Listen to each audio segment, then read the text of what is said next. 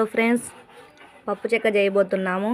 వాటికి కావాల్సినవి వేయించిన పప్పులు, కొబ్బరి తురుము పట్టుకోవాలి ఫ్రెండ్స్. కొద్దిగా బెల్లం తీసుకొని పాకం వచ్చేదాకా హీట్ చేయాలి. ఓ ప్లేట్ తీసుకొని నెయ్యి పోయాలి ఫ్రెండ్స్.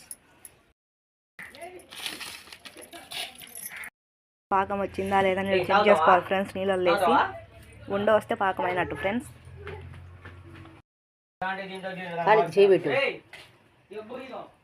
ఇలా నీళ్ళలో వేసుకోవాలి ఫ్రెండ్స్.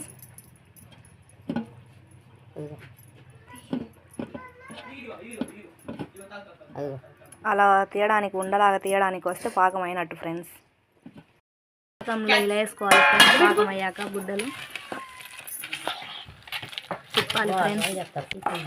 ఇలా పాకంలో వేయాలి ఫ్రెండ్స్. బాగా తిప్పి ఒక ప్లేట్లో మనం ఇందాక నెయ్యి కలిపి పెట్టాం కదా ఫ్రెండ్స్, దాంట్లో వేసుకోవాలి ఫ్రెండ్స్.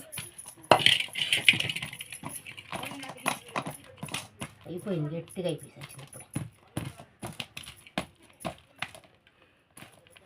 పప్పు చెక్క రెడీ ఫ్రెండ్స్. కొద్దిసేపు ఆరబెట్టాక ఆరాక తీసుకొని తినాలి ఫ్రెండ్స్. వేడి వేడి పప్పు చెక్క రెడీ అయ్యింది ఫ్రెండ్స్.